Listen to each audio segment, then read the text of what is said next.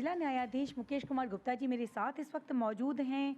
लोक अदालत को लेकर अब क्या क्या नए नए काम किए जा रहे हैं, किस तरह के कामों के ऊपर विचार विमर्श किए जा रहे हैं, साकेत कोर्ट परिसर के अंदर भी आज किस तरह से एक दौरा किया जाता है, तमाम मुद्दे पर बात करते हैं मुकेश कुमार गुप्ता जी के साथ। सबसे पहले स्वागत करूँगी आपका हमारे चैनल में। बहुत धन्यवाद आपका। सर, जानना चाहूँगी सबसे पहले कि लोक अदालत कितने प्रकार की होती है? देखिए, लोक अदालत जो है वो लीगल सर्विसेज एक्ट 1987 के हिसाब से दो प्रकार की होती हैं। एक जिसे नोटिफाइड लोक अदालत कहते हैं, वो सेक्शन 19 में होती है, और एक परमानेंट लोक अदालत होती है जो कि सेक्शन 22B में होती है। जो सेक्शन 22B की है वो परमानेंट लोक अदालत उन सर्विसेज के लिए है जो पब्लिक यूटिलिटीज़ हैं, जैसे बिजली, पानी, सड़क, इन सब चीज़ों के लिए जो ये लोक अदालत लगती है उसे परमानेंट लोक अदालत कहते हैं। मैं बता दूं कि दिल्ली में दिल्ली राज्य विधिक सेवा प्राधिकरण ने परमानेंट लोक अदालत बिजली के लिए लगाई हुई है ऑलरेडी, जो कि एक माता सुंदरी रोड पर है, और रिसेंटली एक सेक्टर 13 रोहिणी में अभी इनॉग्रेट की है माननीय न्यायमूर्ति श्री सिद्धार्थ विरुल साहब ने, जो कि दिल्ली राज्य विधिक सेवा प्राधिकरण के एग्जीक्यूटिव चेयरपर्सन भी हैं। सर, लोक अदालत की हमने बात की, आपने बताया, बट लोक अदालत के अंदर किस प्रकार से कार्रवाई की जाती है, बहुत संक्षिप्त में आपसे पूछना चाहूँगी ताकि लोगों को इसलिए अवगत हो, क्योंकि क्या बताएं कि लोग नहीं समझ पाते हैं लोक अदालत में किस तरह से रुख करना है, रुख करने के बाद कार्रवाई किस प्रकार से होती है, तो काफ़ी चीज़ें कुछ कंजस्टेड हो जाती हैं लोगों के लिए, तो आपके माध्यम से लोगों के सामने लेना चाहूँगी। मैं बड़े सिंपल और सादे शब्दों में कहूँगा, लोक अदालत का मतलब है पब्लिक कोर्ट।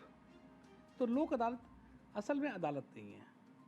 लोक अदालत एक माध्यम है, एक अल्टरनेटिव डिस्प्यूट रेजोल्यूशन का एक माध्यम है, जिसमें लोग आपस में बैठकर, जो वादी और प्रतिवादी हैं, सौहार्दपूर्ण रूप से अपने लंबित मामलों की या जो मामले कोर्ट में आने वाले हैं उनका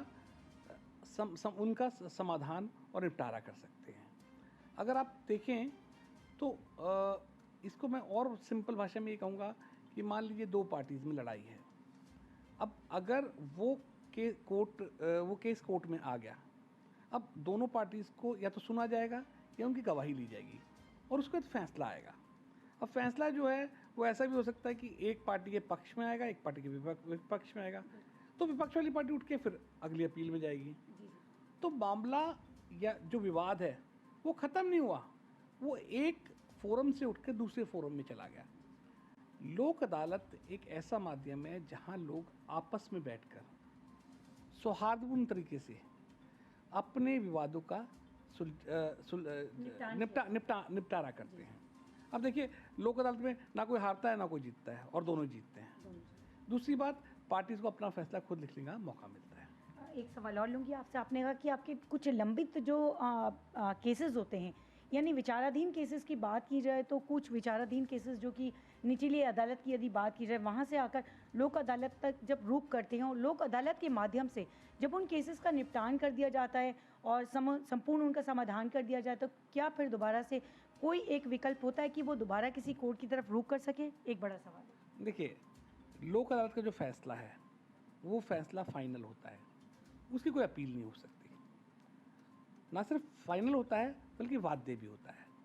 लोक अदालत का जो फैसला है, जिसे हम अवार्ड बोलते हैं, वो एनफोर्सेबल होता है। बहुत कम ऐसे इंस्टेंसेस देखे, क्योंकि लोक अदालत में जो फैसला होता है दोनों पार्टीज की सहमति से होता है, तो ऐसा नहीं होता कि फिर वो वापस कोर्ट सिस्टम में जाए। कभी कभार अगर एक पार्टी का विचार बदल जाए, बेईमान हो जाए, या और कोई कारण हो और वो अपनी बात से पलटना चाहता है, तो जो दूसरी पार्टी है वो उसको एनफोर्स करा सकती है सिंपली एग्जीक्यूशन डाल के। That is the binding and enforceable award. ज़्यादातर लोक अदालत में सर अब तक कितने केसेस आ चुके हैं, और यदि सॉल्व की बात की जाए, उनके निवारण की बात की जाए, तो कितने तरह के केसेस के निवारण किए जा चुके हैं? देखिए, लोक अदालत में पहले केसेस को आइडेंटिफाई करते हैं, ऐसे कौन से केसेस हैं जिनको सौहार्दपूर्ण तरीके से बात करके सुलझाया जा सकता है। अब मान लीजिए एक व्यक्ति ने चेक इशू किया, और जिस वक्त वो चेक प्रेजेंट हुआ वो बाउंस हो गया।